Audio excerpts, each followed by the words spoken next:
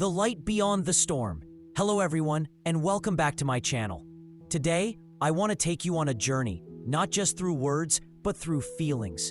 Through the storms we face, the darkness that tests us, and the light that waits on the other side. This isn't just a story, it's a reflection, a mirror of what it means to dream, to fall, and to rise again. So sit back, take a breath, and let your heart listen. Once upon a quiet evening, in a small, forgotten town surrounded by mountains, there lived a boy named Elior. He was the kind of boy who always looked up, at clouds, at stars, at possibilities. Yet the world rarely looked back at him. Every morning, Elior would walk barefoot along the riverbank, his reflection trembling in the water like a question he couldn't answer. He had dreams, big ones, but they seemed too far, too fragile, too easily crushed by the heavy silence of reality. His village was one where people learned to accept limits early. They would say, dreams are like soap bubbles, pretty for a moment, then gone. But Elior could never stop dreaming. Every night, he whispered his hopes to the rain tapping against his window, saying, "Someday I'll make something beautiful. Someday I'll touch the sky." The rain never replied, but somehow its rhythm gave him strength. Years passed, and Elior grew, but so did the world's doubts. He tried to paint his dreams, but people laughed. He tried to write his stories, but they said he wasn't good enough. He tried to speak his truth, but his voice trembled, small against the thunder of other voices that told him to stop.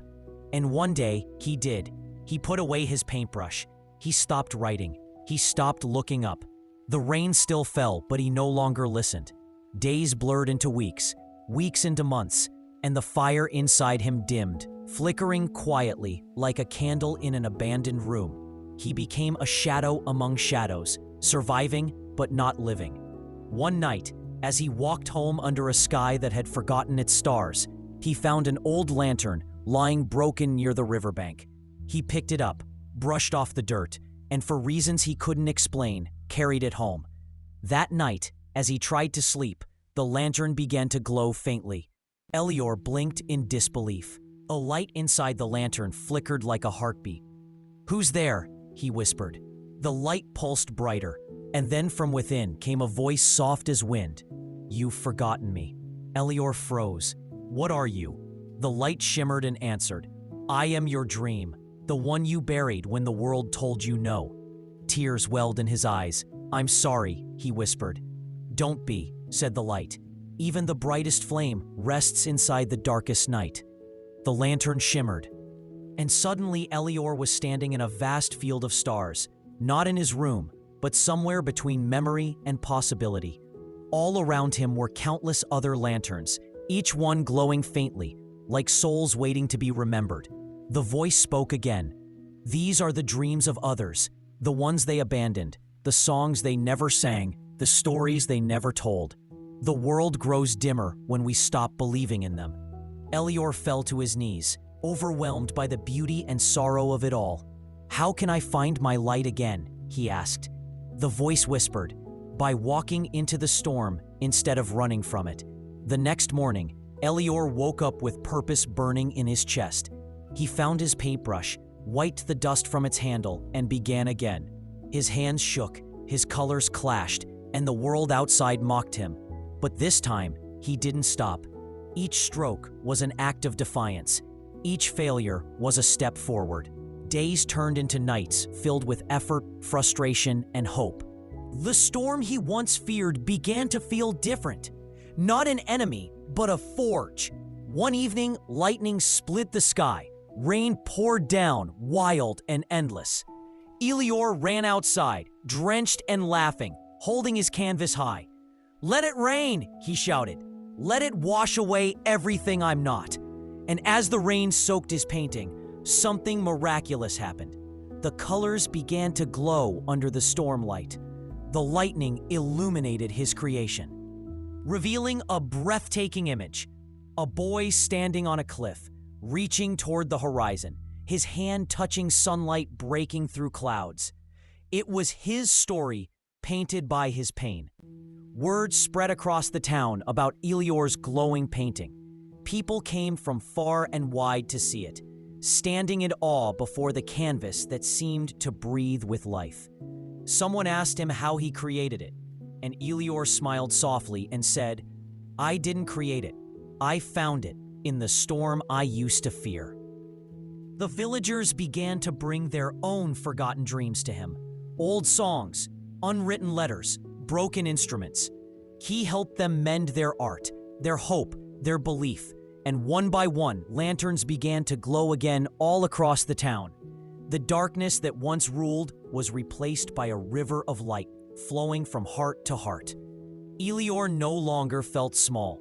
He had learned that when you heal yourself, you quietly permit others to do the same. Years passed, and Elior's story spread beyond his small town. He became known not for his fame, but for his faith, not in himself alone, but in the light that lives inside every dreamer. People would write to him, saying, "Your story gave me hope when I had none." And every time he read those words, he whispered, "It wasn't me, it was the light we all share." But one night, as he sat by his window, listening again to the rain he once loved, he heard the lantern's voice return. "You've come far." "Elior," it said. He smiled and replied, "I've learned that storms aren't here to break us, they're here to reveal us." The light flickered warmly and said, "Then you know what must come next." Elior looked puzzled. "What do you mean?" "The light isn't meant to stay in one place," it whispered. "It's time to pass it on." Elior nodded slowly, his heart calm and full. He took his lantern and placed it by the river, the same river where he had once found it. As it drifted away, glowing brighter than ever, he whispered, "To whoever finds this, don't give up. Your dream is still alive." The lantern floated on, a small star traveling through the dark, searching for another heart ready to awaken. Miles away, in another quiet town, a girl named Lyra sat alone by her window. Her world was filled with noise, expectations, failures, comparisons. She had once wanted to be a singer, but her voice had been silenced by fear.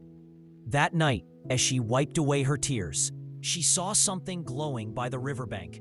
Curious, she ran outside and found a lantern, still warm, still shining. Inside it, faintly written, were the words, "The storm doesn't end you, it defines you." Lyra held the lantern close, and for the first time in years, she sang. Her voice was shaky, soft, but real. The sound traveled through the night, carrying echoes of Elior's story, blending with the rain. And somewhere far away, Elior smiled in his sleep. Lyra's song spread through her town. People stopped to listen, not because it was perfect, but because it was true. The lantern's light had done it again, reminding another soul that beauty begins where fear ends. Years turned into decades. Elior's lanterns multiplied, not as objects, but as moments of courage, passed from one person to another.